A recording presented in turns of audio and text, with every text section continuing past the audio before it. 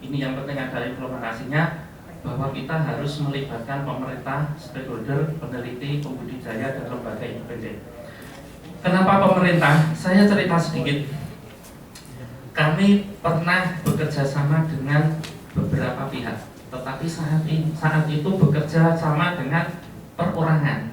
Ini pengalaman, jadi kita punya pengalaman jatuh bangun dalam hal ini. Secara perorangan, perhitungan kita dengan ada benih, kita suplai benih, kita suplai pakan, bayangan kita mestinya panennya 5 ton. Apa yang terjadi? Yang dijual kembali ke kita hanya 2 ton. Yang 3 ton kemana? Nah itu kan. Apa gunanya dulu kerjasama kalau memang akhirnya tidak memiliki komitmen dari kerjasama itu. Itu kalau perorangan sering terjadi seperti itu. Nah, kalau nanti ada peran pemerintah, saya berharap itu tidak terjadi lagi. Karena kan bisa dikontrol. Kemudian dari ini, stakeholder sendiri.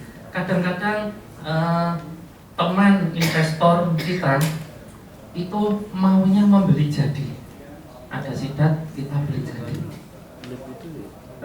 Nilai tambah buat masyarakat kita apa? Kan sayang sekali.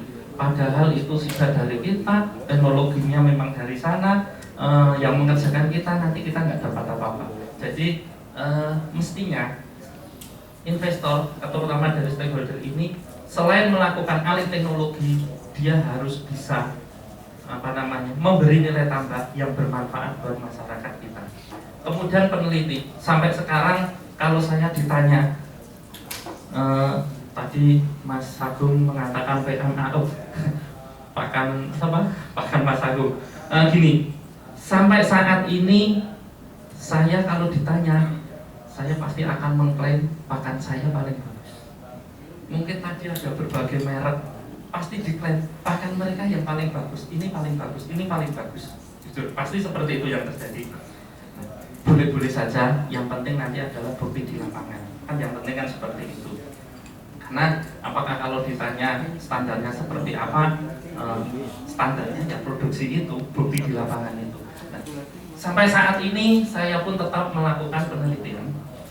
Sebenarnya bagaimana sih pakan yang baik? Sebisa mungkin juga RCN-nya juga rendah, kemudian pasti bahan-bahannya murah. Sedikit promosi saja, mungkin pakan produksi kita tadi Bu Rini cerita. Kenapa yang dari luar lembut? Pakan kita sama Bu, lembut, hampir sama dengan susu bayi, sangat lembut.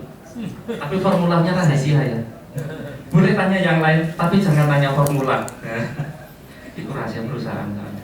Kemudian pembudidaya ini masyarakat kita itu gampang kok, disuruh apapun termasuk budidaya sidat pasti mau. Yang penting ada jaminan dibeli produknya. Kok dia mau sidat, mau nila, mau apapun itu sebenarnya gampang. Tetapi kita kontennya kan sidat, pasti mau. Kita ajari, kita kemudian kita support, kemudian hasilnya kita beli, pasti mau. Cuma sekarang banyak godaan. Saya kemarin ada orang dari Amerika menawari teman kita, Pak, sidatnya saya beli sekilo 200.000. Untungnya teman saya itu jujur, bilang ke saya, Pak Agung, kenapa beli harganya cuma 120.000? Padahal ada orang Amerika belinya berani 200.000. Tak jawab, orang Amerika itu investasi apa? Datang-datang beli kok 200.000. Bapak merasa enggak Bapak selama ini dapat kemudahan dari saya? Benarnya sudah disupport, teknologinya disupport, kemudian pakannya disupport. Nah saya kan kesana kemari kan yo tidak gratis ya, kalau saya naik bis, naik mobil, sekarang bensinnya sudah 8.500 kok, kan nggak mungkin gratis. Artinya apa? Perbedaan harga itu kan bagian dari investasi. Hanya pasti kita harus memperhitungkan kenapa kita membeli ulang lebih rendah kalau mereka datang. Cuma bedanya meskipun kita lebih rendah belinya, tetapi kan kita komitmen, misalnya perjanjian sampai sekian siklus, 5 siklus, 10 siklus gitu. Ya udah kita beli semua. Tetapi kalau kemarin yang dari Amerika itu akhirnya benar ada yang tergoda dijual 200.000 per kilo hanya sekali beli. Setelah itu sudah, kan kasihan mereka. Kemudian lembaga independen, inilah kerjasama kita kaitannya dengan konservasi. Untuk memastikan bahwa kita melakukan upaya konservasi, upaya seperti contohnya restocking, kemudian menjaga jangan sampai ada illegal trading dari benih sidar. Jadi ini paling tidak ada 5 komponen inilah yang kita kaitkan dalam kemitraan ini. Monggo Mas.